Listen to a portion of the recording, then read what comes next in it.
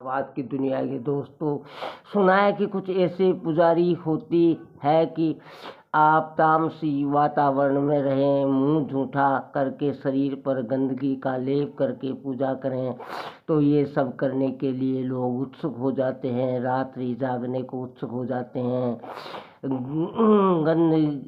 गंदगी लगाने को उत्सुक हो जाते हैं, झूठा मुंह करके पूजा करने के उत्सुक हो जाते हैं, पशुओं की बलि देते हैं, न जाने क्या क्या करने के उत्सुक हो जाते हैं। किस लिए? किस बस कामना पूर्ति हो जाए। और मज़े की बात है कि कामना एक कभी पूर्ण नहीं होती।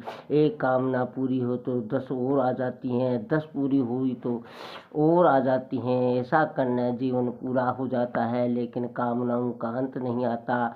मूल में कामना एक है, लेकिन उसके उपभोग अनेक हैं और आदमी अनेक में खंडित हो जाता है। काम या कामना, उसमें काम विकार भी आ गए। शुरू तो एक होता है, गुलाब देखो कामना हुई कि आह ये निदान जाया मिला, कि देखो कि इच्छा हुई, देखो सूंघने से इच्छा हुई, वे शुद्ध स्पर्श करने की इच्छा हुई कि माना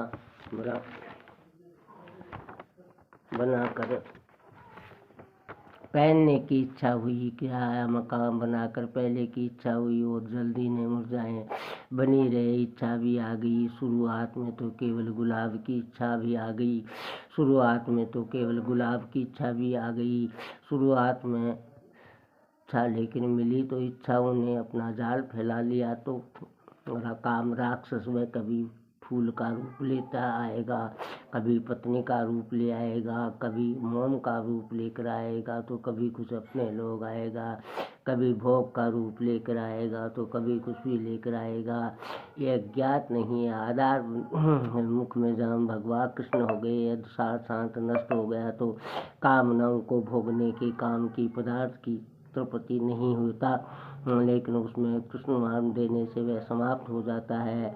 ये भगवान से कृष्ण व पवित्र शब्द सुना है, बड़ा मार्मिक शब्द है। प्रकृतिया नियति स्वयं स्वयं प्रकृतिया, अपनी प्रकृति से मेरी, भगवान की प्रकृति से नहीं। सुकार व प्रकृति से की आदत से अपना आदत होगी, अपने स्वभाव से प्रेरित उस नियम का धारण करने का। अन्य अन्य देवताओं को बसते हैं, उनसे पूछते हूँ, उधर उनकी नज़र ही नहीं जाती, ख्याल ही नहीं जाता। कैसी दुर्मित है तो बोलेगा अपने स्वभाव से प्रेरित होकर ध्यान देना। ऐसे न जाने किस प्रकार की कैसे कैसे स्वभाव हमारा बना दिया और अपने विवेक को दबा दिया। छोटी छोटी कामनाओं के लिए छोटे छोटे देवों की नींदना पड़ता है, छोटे छोटे व्यक्तियों और छोटी छोटी वस्तुओं के पीछे खप जाना पड़ता है। वे जो उस एक मोड़ के अधिकार हैं, वे जो भी देंगे ईश्वर के सिवाय व्यक्ति कुछ भी वह हम देने शाश्वत नहीं होगा।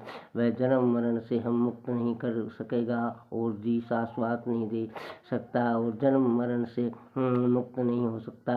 वह देव वस्तु व्यक्ति नगण्य है कि देवताओं का है ना, और सावधान है उपासना की ओर कि सद्गुण विकसित करे। हम स्वभाव का आनंद माधुर्य पाओ, निहाल हो जाओ, खुशहाल हो जाओ और औरों को भी कर्म ऐसा अपना आत्म खजाना जगाओ।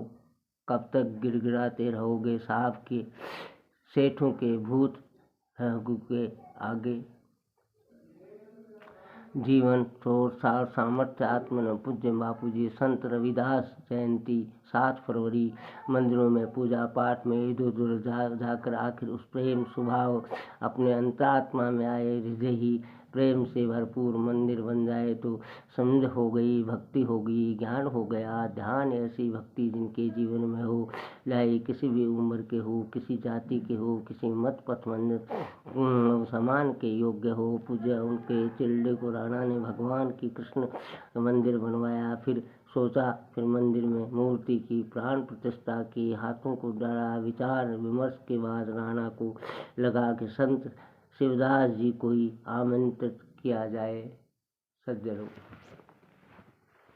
आमंत्रण के बाद और आमंत्रण संत रविदास जी ने स्वीकार लिया। प्राण प्रतिष्ठा को निर्धारित दिन से पहले ही भतेरा विपाल और चित्तौड़गढ़ पहुँच गए। अपने शरीर की जाति को ही विमोश मानने वाले ब्राह्मणों ने कर आपस में कानाफूसी की। ये तो आज हो रहा है। रविदास जीवन का चमार है और वह भगवान की मूर्ति की प्राण प्रतिष्ठा करेगा। जूता खाने वाला व्यक्ति के हाथ श्री कृष्ण की मूर्ति को प्राण प्रतिष्ठा को दिएगा। मंदिर में वैदिक मंत्रोच्चार करने वाला ब्राह्मण से प्राण प्रतिष्ठा बात की। हमारा चित्र समर्थ को हाथों में है, पूर्ण के हाथों में है। चित्त को उसमें चैत का प्रभु नहीं स्तुति में लगाकर रविदास एक तुम बैठ गए।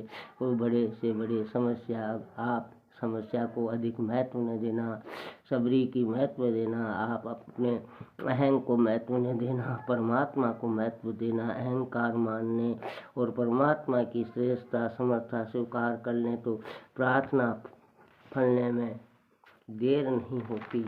सब्सक्राइब फ्री है मित्रों।